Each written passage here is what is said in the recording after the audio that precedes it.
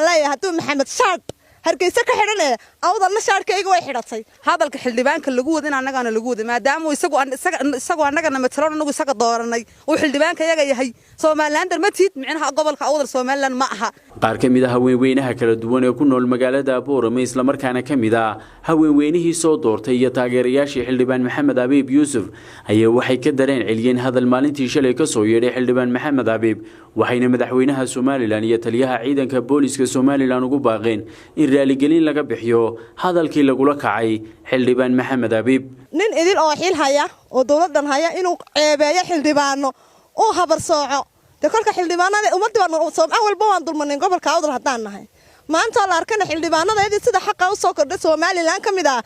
gobolka awdal gobolkii Soomaaliland lagu dhisay warar badan baan maqalnaa laakiin waan iska dhagatnaa nabadii aan dhisnay haduminina ma leeyahay hadda laakiin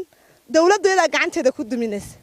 xildhibaankii ka hadla wixii duruuf ee jiraba waxa la leeyahay Soomaaliland kamid matiid waa la cambaaraynaya anu kama filayn inay waxaan moodayo shacabka bulbeekanadaas ay ka taagan tahay laakiin samaandaama ay dadkii xilka u hayay dalka ay waxa ugu hadlayaan xildhibaanka ay ceebaynayaan waxa leeyahay haduu Maxamed Shaad hargeysa ka xidhanay awdalna shaarkayga way xidhatay waa waxaan anaga iyo hargeysana loo kala go'ay Soomaaliland anaga dhisnay duminaynana dumarkayga baa la soo xidhaya ragayga baa la xidhaya anagoo saldhigaya leh baa saldhigayada inta la raafiyo hargeysa la geynaya dulmiga intaan hore u soo adkaysana dib uma adkaysanayo ina shaqalayaan la ugu faxfaacwanaay halku maray dakiino hadlaba hadii la aamusinayo waxaan u sheegayaa madaxweynaha Soomaaliland xukuumadda Soomaaliland sida ay u dhantahay ciyaal iyo ciroole caruur iyo dumar in ay Soomaaliland sida hashaarka Maxamed looga xidhayo ay uga xidhan doonto go'aan ay ka gaari doonto wixii ay ka hesho Soomaaliland yeena wax ma nagasin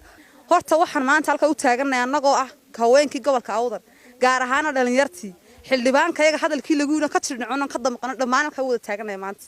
waa hadal aad u foolxun weeyaan haduu Maxamed Abiib maanta Soomaaliland noqonayaa Soomaaliland noqonay baradan ku weydiina daba gal ka jawaab su'aashaas waxaan leenahay raaligelin laga soo bixiyo dhamaan shacabkii iyo awdal gabdhihii iyo haweenkiiba gabi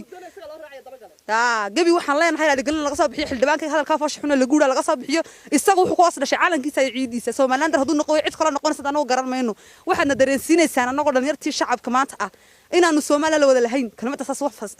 jawaabantay hadalka xildhibaanka lagu wadin anagana lagu wadi maadaama isagu anagana mataloon anagu isaga dooranay oo xildhibaanka yaga yahay Soomaaliland ma tiid micnaha gobolka awdal Soomaaliland ma aha marka waxa leenahay dareensiinina Soomaaliland gaar loo leeyahay waa la wada leeyahay madaxweyne waxa weeyaan dadkan iyo dalkan adaa madaxweynaha ama macaarid ama maxaafid mid kaba wada intaba adaa maxay hay'ad madaxweynaha waxaan ka codsanaynaa il gaar ah la nagu eegaya ilka gaarayna maxay hay'ad dib la noo eego waxa weeyaan meel walba dahab ka dilaacay taa iyo maxay hay'ad ay barigunta dahab ka dilaacay anaga kaayaga maxay tusay waxa weeyaan xildhibaanka yaga hadla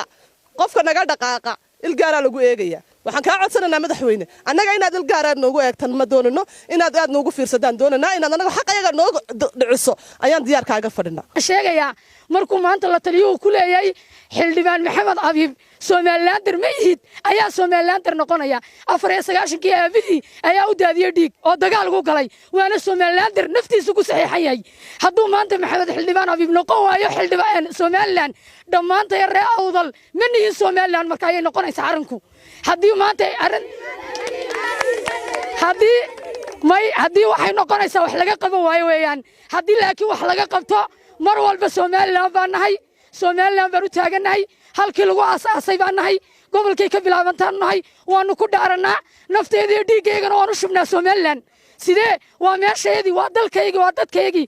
waxaan ku leeyahay madaxweyne Muuse Biixi arinta waa in si degdeg ah wax uga qabataa waa inuu taliya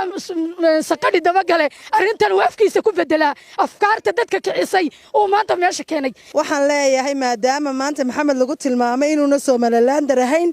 annaguna hadii aan gobolka awdal nahay maanta Soomaaliland ma nihin mana noqon doono sababtoo ah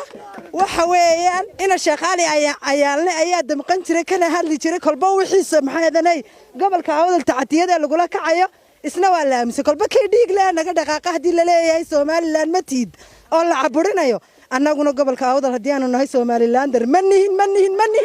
mana noqon doono anagu haddaan nahay shacabka reer awdal gaar ahaan dhalinyarta gobolka awdal waxaan ka damqanay tacadiga lagula kacay xildhibaankayaga waxaan madaxweynaha Somaliland ka codsanaynaa inuu si degdeg ah uga soo jawaabo uu raaligelin ka soo bixiyo taliyaha saqadhi dabagalna waxaan leenahay xildhibaan Maxamed Abiib haduuna Somalilander ahayn ayaa Somalilander noqonay su'aashaas waa su'aal ay gobolka awdal dhalinyarteedu ay ku soo wada yar iyo weyn bal wada weydiinaya waa inaad ka soo jawaabtaa si degdeg ah hooyooyin baanu nahay waxaan halkaan soo taagay baan qabnaa anagu dulmiga ma qaadi karno aadiyada iyo aflagaadada iyo maxay dadkayga la dulmiyeeyo anagu ma qaadi karno hooyooyin soo dhiidhiyay baan nahay ciiliyo maradilaa baanu ka hadlaynaa anagu ma rabno gumaysi mana qaadan karno hadaan nahay ree boorama oo ree awdal hadaan nahay ma rabno